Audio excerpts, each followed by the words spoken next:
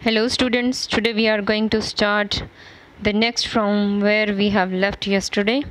So come to point number 13. Einstein received Nobel Prize for Physics in 1921. I think it's very simple line so you can understand. He was showered with honors and invitations from all over the world and lauded by the press. It means many newspapers printed about him and many news channels show his work and telling about him. Clear? So lauded by the press and he was honored. Many people call him into send him invitations and calling him and giving him honors. Point number 14. When the Nazis came to power in Germany in 1933, I think you have read about Nazis in your history, SST. Einstein emigrated to the United States. Germany में रहता था वो। 1933 में जब Nazis आए तो उन्होंने Germany को छोड़ दिया क्योंकि जो नाजी सिस्टम था वो बहुत ही डोमिनेटिंग था, मतलब ऑर्डर जो कर दिया वो कर दिया, चाहे वो सही है या गलत है उसको फॉलो ही करना है। तो उन्होंने क्या किया, जर्मनी छोड़ दिया और यूनाइटेड स्टेट में आ गए।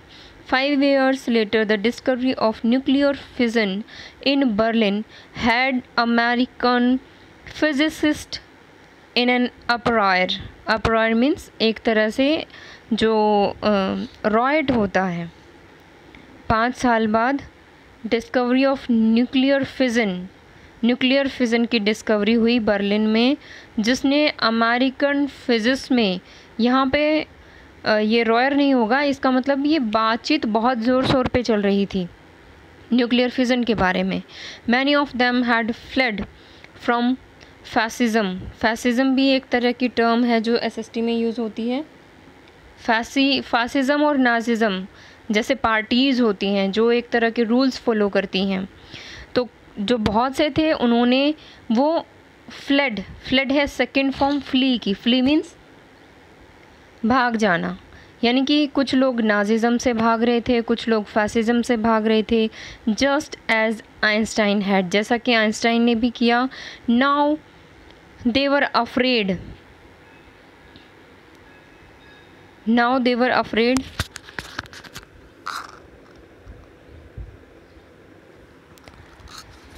इंसाइडेड with the rise to world fame. वो इतने डर गए थे और लेकिन इसके बावजूद कि वो वर्ल्ड में फेमस हो रहे थे, फिर भी वो डरे हुए थे।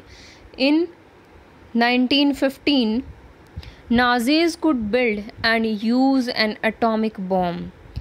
नाजीज़ ने क्या किया, एटॉमिक बॉम्ब बनाया और उसे यूज़ किया। अपरॉर मीन्स वेरी अपसेट। नाजिज़म और फासिज़म से जो फिजिस्ट थे वो बहुत ही अपसेट थे क्योंकि जो न्यूक्लियर फिज़न हो रहा था, एटॉमिक बॉम्ब गिराए जा रहे थे, इस बात से वो बहुत ही अपसेट थे। At the urging of the colleagues के कहने पर Einstein wrote a letter to American president Franklin D Roosevelt. American president Franklin D Roosevelt को आइंस्टाइन ने लेटर लिखा उनके कलीग्स के कहने पर।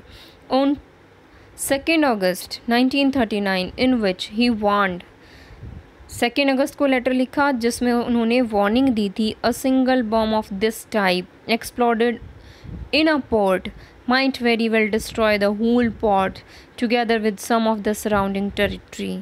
It means अगर पोर्ट पे एक सिंगल बॉम्ब गिराया जाए तो पोर्ट के साथ साथ वो उसके आसपास के जो एरिया है, जो बिल्डिंग्स हैं, जो दूसरे सराउंडिंग में जो कुछ भी है उन सबको भी बर्बाद कर देगा। His words did not fail to have an effect. उसके वर्ड्स फेल नहीं हुए, जैसा उन्होंने कहा था उनमें इफ़ेक्ट था, उनमें प्रभाव था, यानी कि जो उन्होंने कहा वैसा ही हुआ। The Americans developed the atomic bomb in a secret project of their own. Americans ने भी चुपके से एटॉमिक बॉम्ब बनाए and dropped it on the Japanese cities of Hiroshima and Nagasaki in August 1945. अगस्त 1945 में ये सबको पता ही है कि जापानीज़ सिटीज़ थी हिरोशिमा और नागासाकी जिस पर अमेरिका ने बम गिराए थे। इससे क्या हुआ, बहुत ज़्यादा डिस्ट्रक्शन होता है। मिसिव वर्ड आया था बीच में जिसका मतलब होता है specially long and official letter जो लिखा था। 16 paragraph. Einstein was deeply shaken by extent of the destruction, जो बम्बार्डमेंट हुआ, जो डिस्ट्रक्शन हुआ ड्यू टू एटॉमिक बॉम्ब, वो बहुत ही सैड हो गए। सेकन मीन्स अंदर से हिल गए। This time he wrote a public missive to the United Nations यहाँ पे एक जर्नल का नाम है।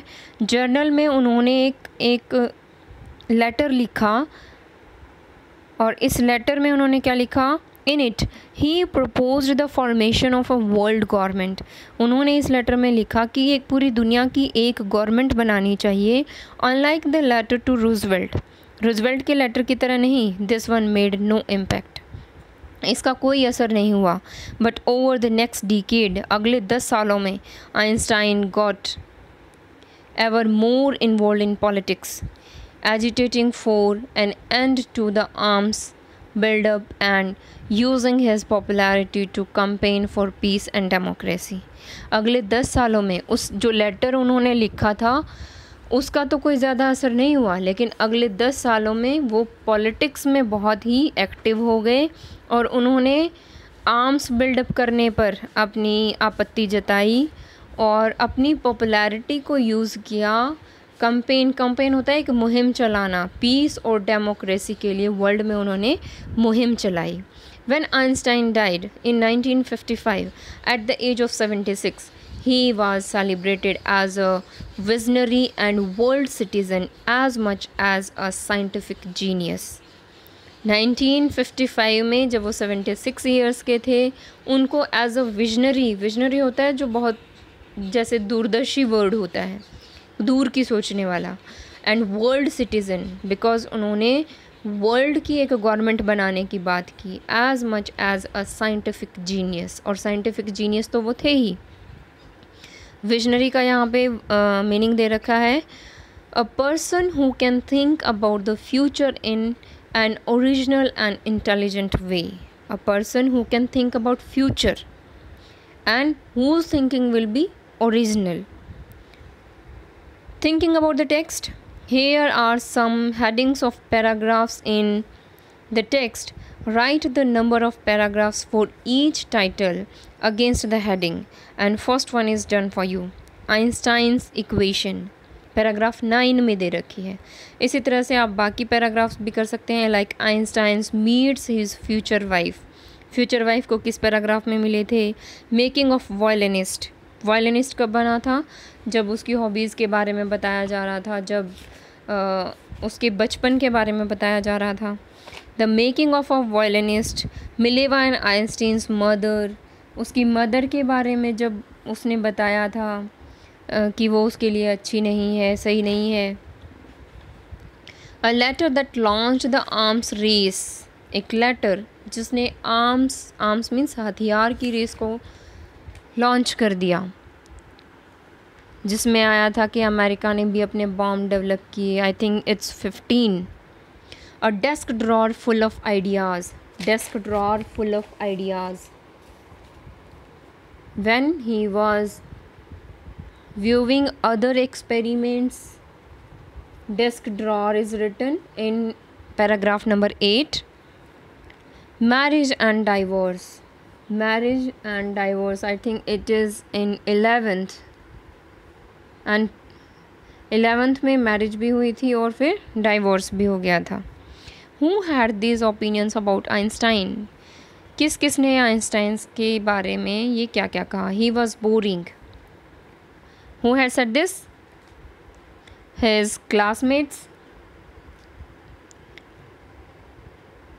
who has said this, the person who were working with him, he was stupid and playing with them when he was a child, person who were playing with them, He was stupid and would never success in life. Headmaster? He was freak. His mother. Explain what the reasons for the following are. Now we are at third question. Einstein leaving the school in Munich for good because he did not like the discipline of Munich school, and all the time he start fighting with teachers. Einstein leaving the school in Munich, we have done. Einstein wanting to study in Switzerland rather than Munich because the school in Switzerland was liberal. More liberty he feels at the school of Switzerland rather than at Munich. Einstein seeing in Mileva and LA because some kind of hobbies they have same, their thoughts were same. LA means friend, so Einstein seeing a friend in Mileva. What do these tell you about Einstein? What do these tell you about Einstein? Einstein is a kind of he was thinking about democracy, he was thinking about liberty, and his behavior is same. He find friends with the same kind of intellectual students. What did Einstein call his desk drawer at the patent office? What did Einstein call his desk drawer at the patent office and why? I think some of the questions you should do yourself, and if you have any doubt we can discuss about it in our video conferencing, and I'll tell you the time and date and code of meeting soon. Thank you.